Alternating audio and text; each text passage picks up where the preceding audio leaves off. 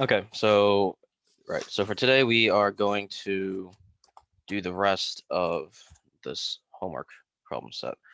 So I guess before we touch this, I should at least go through the slides to an extent and talk about what is a derivative, just to make sure everyone's on the same page.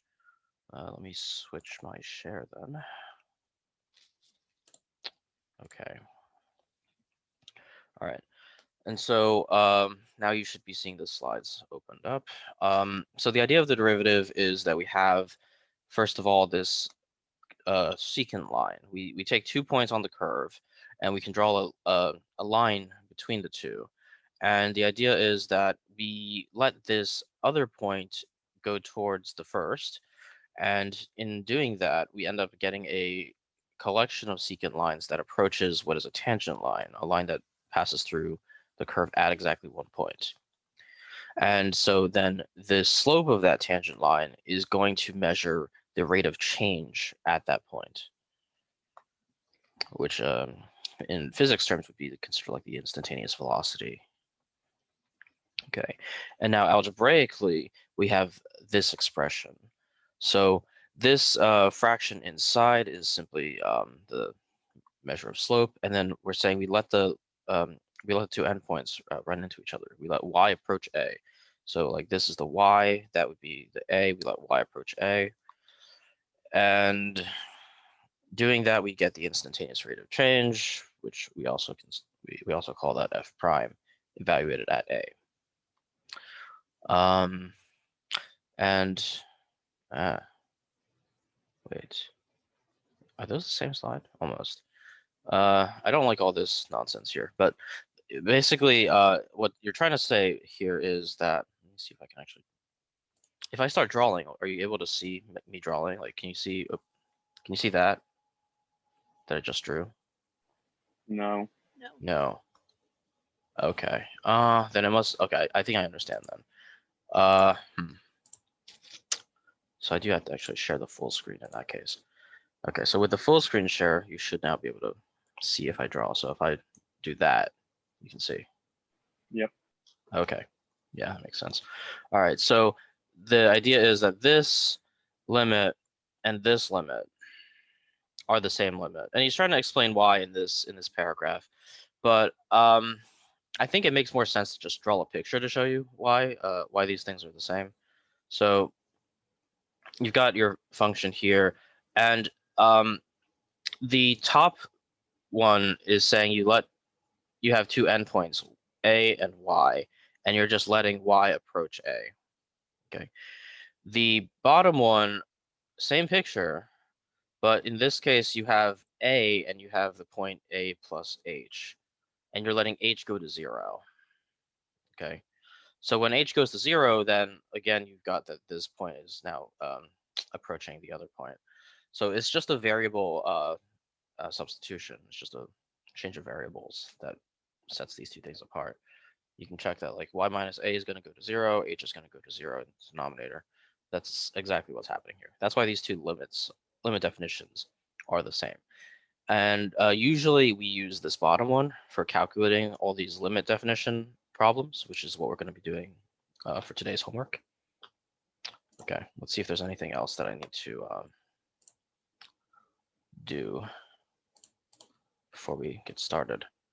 So yeah, the next is just interpreting slope, and then yeah, calculations, algebra. All right. Any questions before we get started? Nope. Okay. Then let's see. Number 8, n of minus 1 versus n prime of minus 1. So n of minus 1, the function is called n of x in this problem. So n of minus 1 is just asking what is the output value for this function. So you see at minus 1, the output would be minus 4. N prime, on the other hand, is asking for the derivative or the slope of the tangent line. So helpfully, he has drawn for you what the tangent line is in this problem. And so we just need to find another point. I'm going to use this guy. So we have this point and this point. And from these 2 points, we can figure out what the slope is going to be. So we go over 1, we go down 1, so the slope is -1. And that's all you need to do. All right. Number 9. So there are 2 parts. First, we calculate the limit definition, or calculate the derivative using the limit definition. And what we're calculating precisely is this w prime of 2, the derivative at 2. Afterwards, we are going to use that in order to construct the equation of the tangent line. Okay, well, that should kind of make sense, like why these two things are related. W prime is going to give you the slope of the tangent line. The next thing is we're going to have to use point slope form. We just need a point and a slope, and we can create that tangent line. But let's start with A. So first I'll write down what it is we're trying to compute, w prime of 2. And then we have to recall the limit definition, which says take the limit as h goes to 0 of, and then it is going to be the function w, and then 2 plus h. So remember, we start at 2, and we just step ourselves over by some quantity h. And that'll be the second point for our secant line. Okay, and then we subtract off from w of 2, and then we, in the denominator, we would have, you could write it as 2 plus h minus 2, but I'm just going to write it as h, since we kind of know that the denominator is always going to be this h. Okay, and now we just go ahead and calculate this limit. So I'm going to need to plug these quantities into the function w. Maybe I'll go across. Might need a bit of space for this. So 2 plus h, I have to plug it into this. So I'm going to need to square it there, and I'm going to have to distribute a 3 for that, for the second term. So 2 plus h squared plus 3, 2 plus h plus 3, and then minus. So now the next bunch of things I'm going to write down are for plugging 2 in. And I'm not going to compute this directly. I'm just going to slot it in without thinking.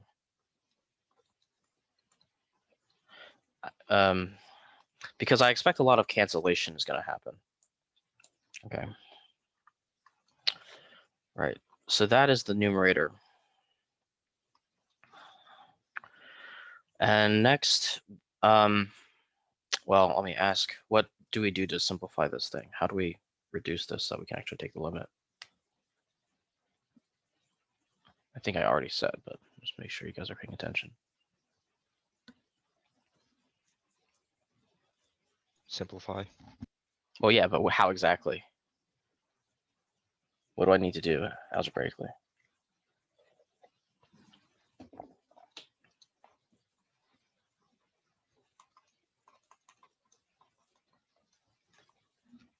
Nobody? Okay, well, these are words that you're supposed to know. Okay, so the first thing is distribute, right? I said that word already. We can distribute to multiply the 3 onto both of these.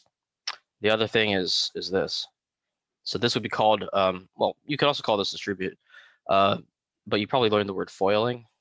So you could expand that out, basically.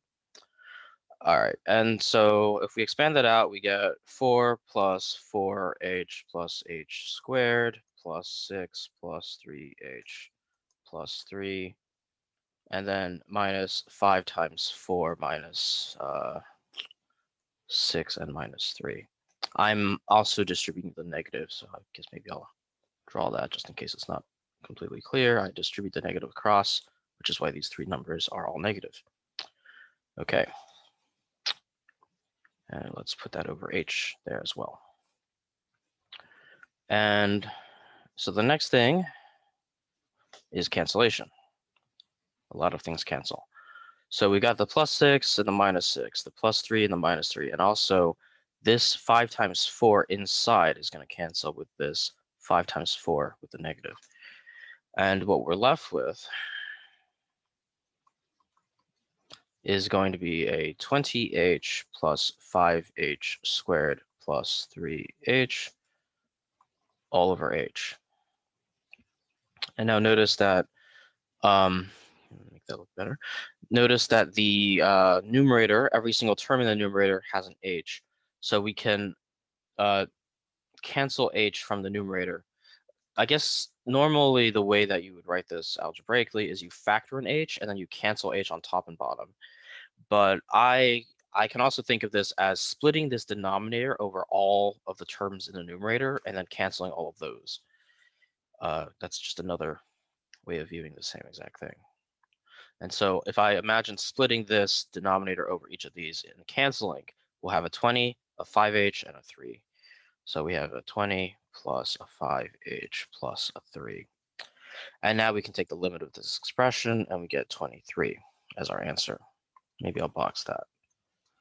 So for this problem, understand that just arriving at this answer is not sufficient. You need to have all of your work shown because the question is asking you to use the limit definition of derivative, which is this entire process. Like we need to see that you're firstly writing the limit definition, and secondly, you're actually using it to compute what that derivative is going to be. Later on, you'll learn tricks of, actual derivative rules where you can just take the derivative and then plug in. But for right now, we're a step before that where we're asking you to use this precise definition. Okay, so we computed the derivative. Now for part B. So this derivative, this is the slope of the tangent line. So for this problem, this is really saying we found m. We found m is equal to 23. Okay. And then the other thing that we want to find a tangent line at x equals 2. So we really want to know what is 2 comma, the point, w of 2. We want to know what is this w of 2. And, well, we just plug in. So let's see, what is w of 2? We sort of computed it over here, but we didn't actually calculate it completely. So now I'm going to calculate it completely. 20 plus 6 plus 3 gives me 29. Okay, so we got the point 2 comma 29. All right, and now we have a point, we have a slope. We can use point slope form. Y minus 29 is equal to m x minus x naught. Right. Make that look like 23, and that's good enough. I don't really care to move that 29 to the other side. Right. And if you want to double check your work, one thing you can do is you can actually graph these two functions. You can graph this w function, and well, in this case, you're going to have to move the 29 to the other side for graphing purposes, but you can graph this, and then you can check that indeed this looks like a tangent line to the function. All right. Any questions on this problem?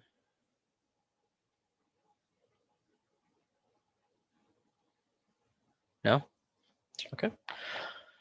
Then number 10, it's the same thing, I believe.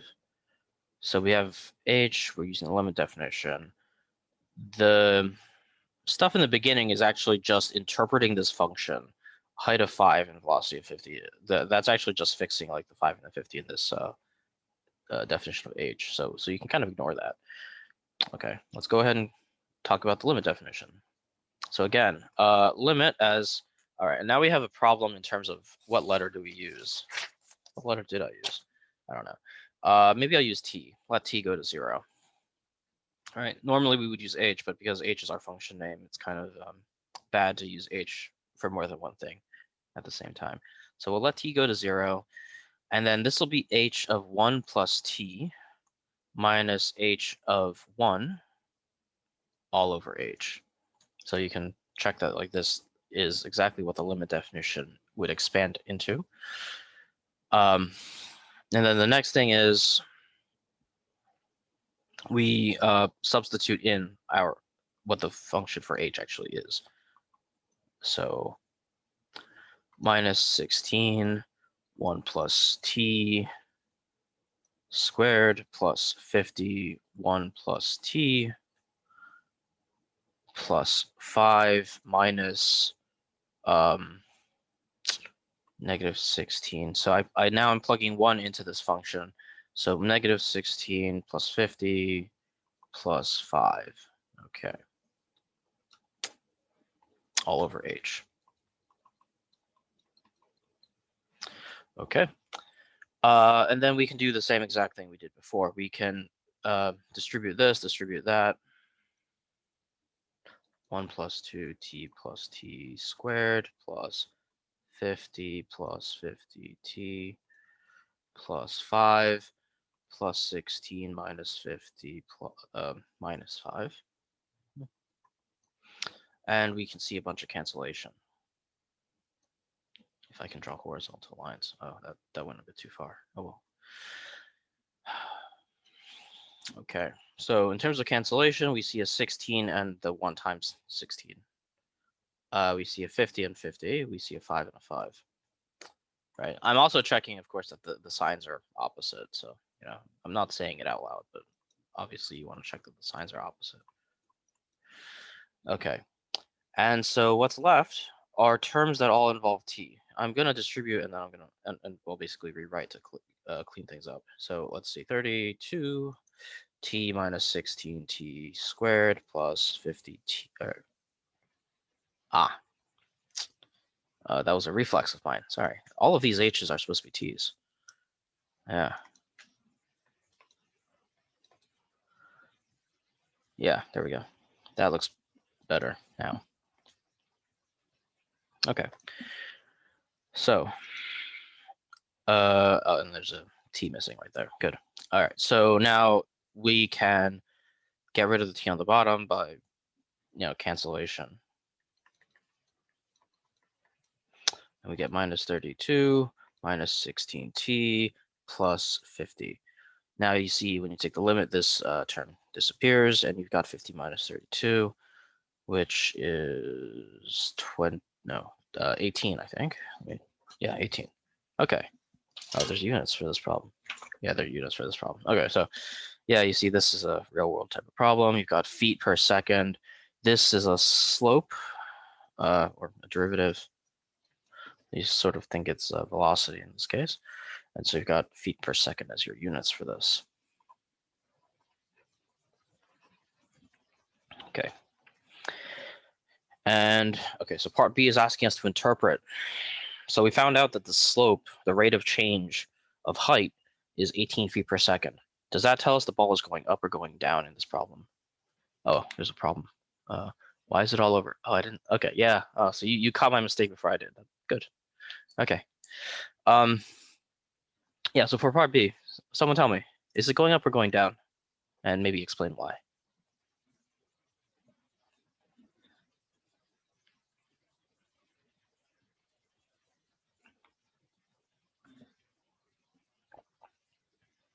If you want, you can also type it in chat. I mean.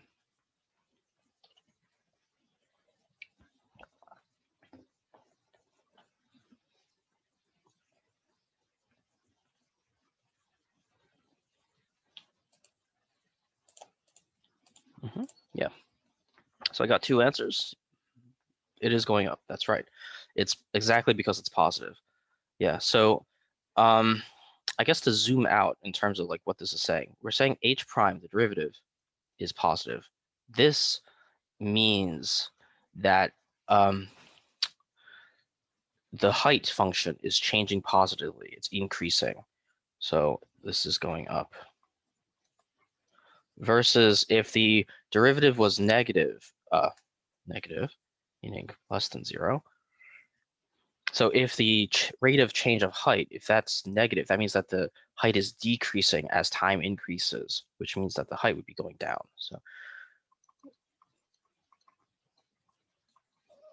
So yeah, in this problem, ball is going down, or up, sorry. Ball is going up. And specifically, we can say for every second that passes, or maybe not every second, because this is actually not a linear function, but at that particular instance in time that we're interested in, it's going up at a rate of 15 feet per second. So we kind of expect that in the next second that we measure it, it will have gone up by 15 feet. It's still climbing in its trajectory. Maybe I can box this guy. Okay, so hopefully that makes sense. Like it is useful to be able to interpret what the derivative means on an intuitive level. All right. Yeah, so height is increasing, ball is going up. Okay.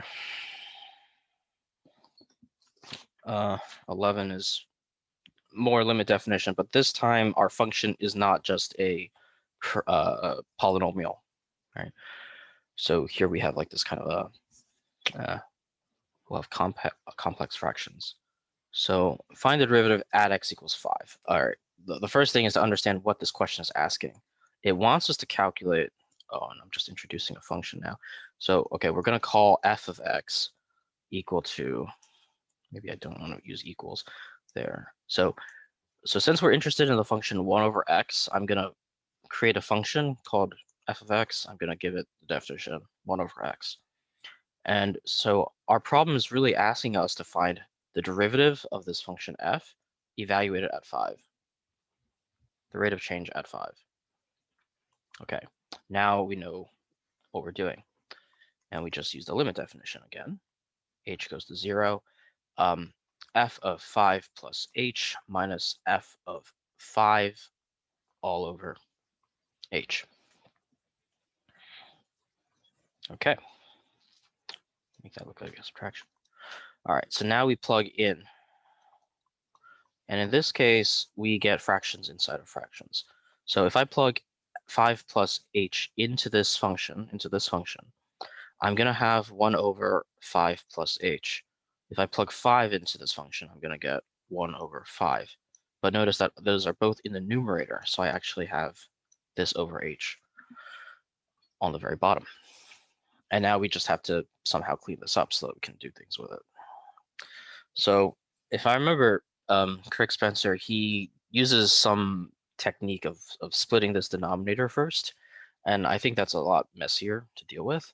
So the trick I'm going to tell you guys to use is to multiply by the thing that will kill off the denominators completely. So we want to cancel this denominator and this denominator. So we multiply top and bottom by the thing that will cancel them. Okay, which is this quantity 5 times 5 plus h. Those really should look like 5s, not s's. Oh well.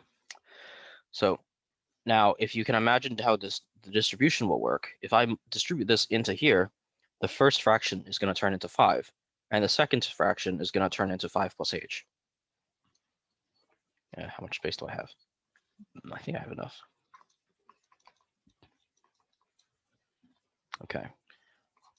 So first fraction becomes a 5, second fraction becomes a 5 plus h. And notice this negative is in front of this whole fraction, which means this negative has to be in front of the whole result. So I need to put these parentheses.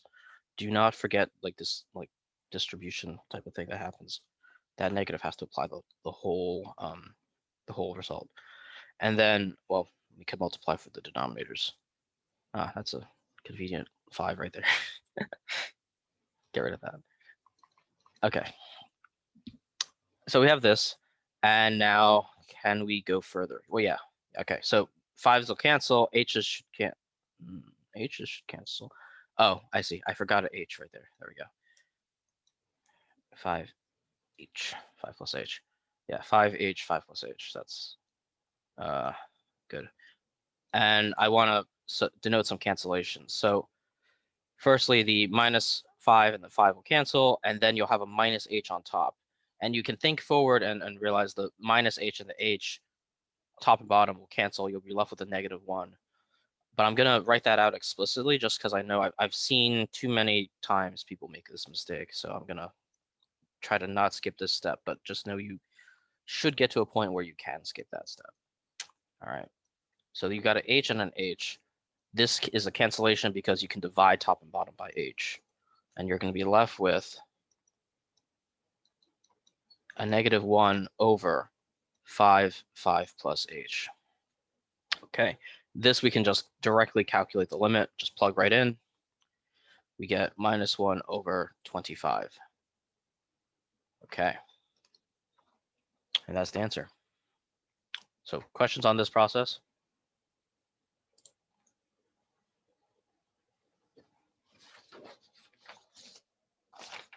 Yep, okay. Then we have 2 more problems. We have plenty of time for those 2 problems. So again, it's just about these algebraic tricks that we need in order to calculate these limit definition of derivatives. So let's see. Now we have this y is equal to x cubed, and we want to find x, the derivative of this function at x equals 2. So in other words, we are trying to compute, do I want to introduce f or do I want to use y? I'll just use f. I think everyone will be happier if we just use f, right? So we'll think of this f prime at 2. Okay, and we just write down limit definition. So it's a good idea to just get limit definition sort of memorized. It should be something you can write down without even thinking, I guess. That'll you'll know that you have memorized it really well if you could just write it without thinking.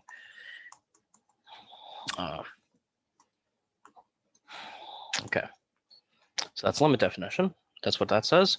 And now we just expand out the definition. So f is the operation of cubing the things.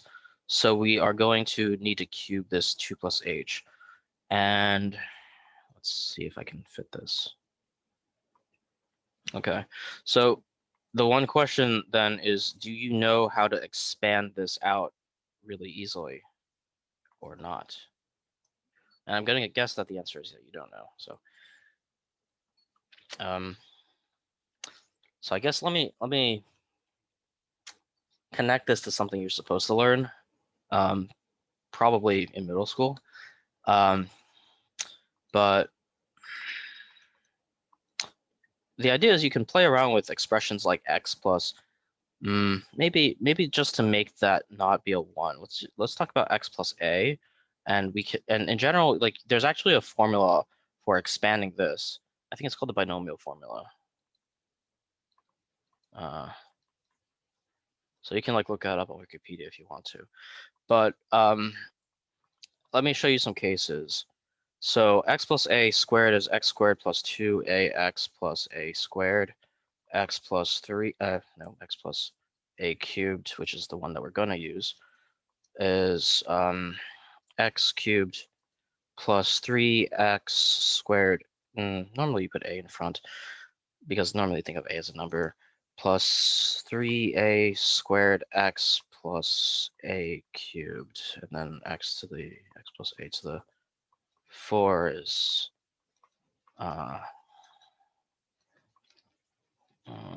6a squared x squared plus 4ax cubed plus a to the 4.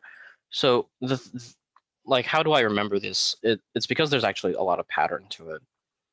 For each term, you're sort of like the number of a's increases, the number of x's decrease, such that then if you total them together, a's and x's, they're always equal to like the same amount.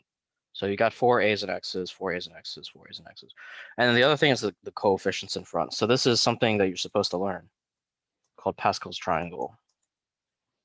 I'm only telling you this because like this is in a digital format and we can like talk about things, and I'm pretty sure I've got plenty of extra time. So Pascal's triangle is this special little pattern. We can create a triangle where the successive rows are generated by adding the two previous guys. So this 3 is gotten by adding the 2 and the 1 above it, and you just sort of and if there's nothing on the sides, those are zeros. So you can easily just 1 5 10 10 5 1. And you can keep going. But the idea is that this formula, a plus or x plus a raised to the nth power, the coefficients of that are computed using Pascal's triangle, basically. If you look up the binomial formula, it uses this thing called a binomial coefficient, but this Pascal's triangle is actually just a bunch of binomial coefficients. Anyway, this is just showing you like there are tricks, algebraic tricks, that if you learn them in high school, middle school, then this stuff is very easy. Okay, so we have to cube this guy. That's what we're actually getting at here.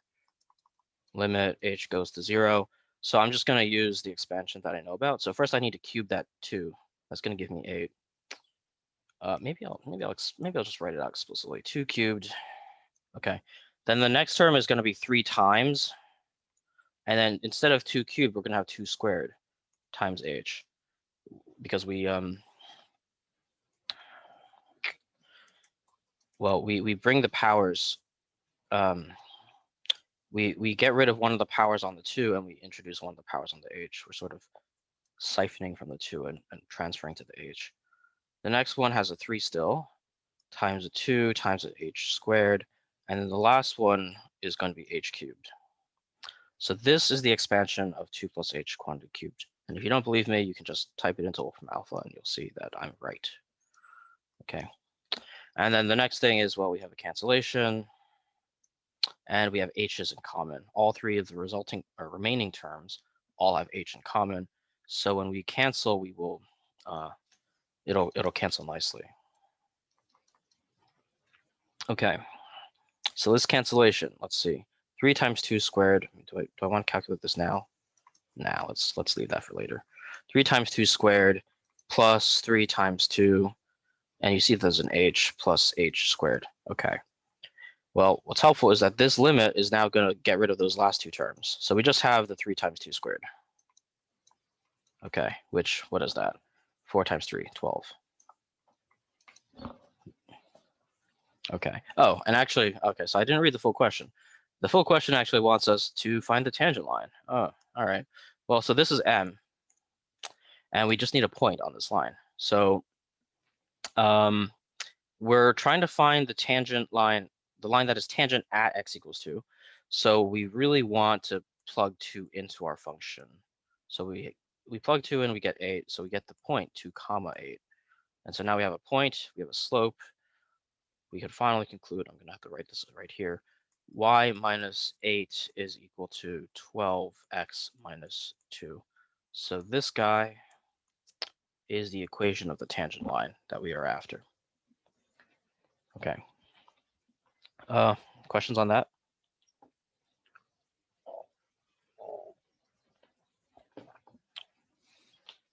No? Okay. Well, then the last problem is just going to involve multiplying by the conjugate. So this one's going to go by pretty quick. F prime of 2, and we don't even need to calculate the tangent line here. Limit definition, h goes to 0, f of 2 plus h minus f of 2 all over h. Again, we plug the contents into the function. And let's see. So we're taking a square root of that, square root of, and then in this case, I am going to simplify, I think. Doesn't really matter. Yeah, so this is going to be x plus 4 minus, and then this is going to be square root of 4, which is just 2, all over h. And then hopefully you remember, I think it was on the previous homework set. Make that look a little bit better. Minus 2, and this fraction bar is horizontal. There we go. So hopefully you remember how you multiply by the conjugate. So you hopefully remember that the conjugate is just this, but with the sign flipped. X plus 4 plus 2. And then you can't just arbitrarily multiply. You have to multiply top and bottom by the same quantity, right? Because that is just multiplying by 1. Okay. Now, the conjugate then is going to simplify the numerator into x plus 4 minus 4. Right? We do this little special trick where we know multiply by the conjugate makes the middle terms cancel. So all we need to do is multiply this square root by this square root, which is going to square away the square root, and multiply this minus 2 by this plus 2, which gives you a minus 4. All right. Undo. X plus 4 plus 2. Okay. And you have some cancellation. So this cancels, and is there supposed to be an x on top? No, there's not supposed to be x on top. I see. If I plug this in for x, I'm going to get h plus 4, not x plus 4. So I miswrote, or it was just not. So these are not x's, these are h's actually.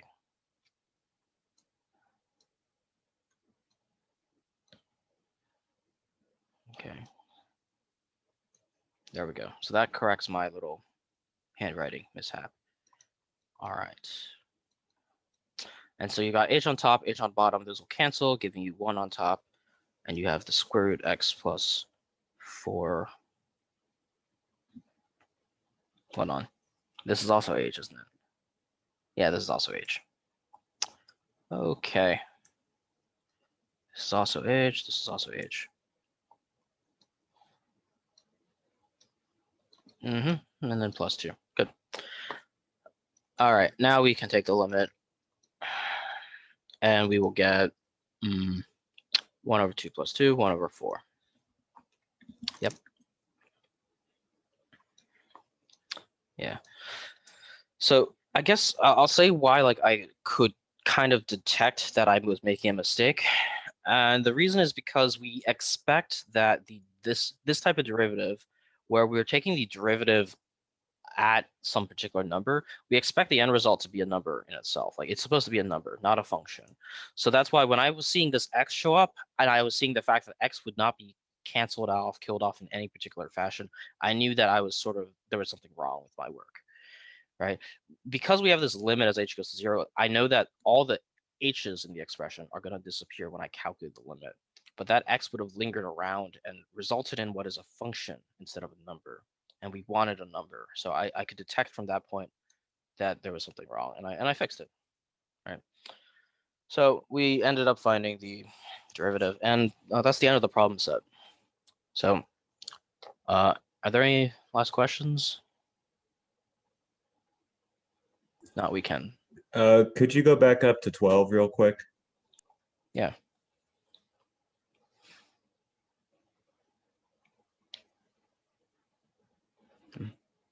Yeah. Anything you want to ask about it?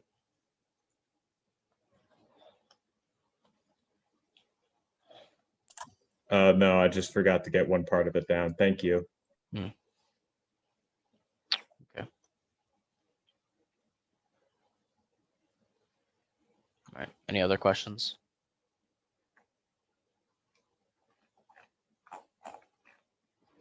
Well, if not, then I guess we'll end here for today.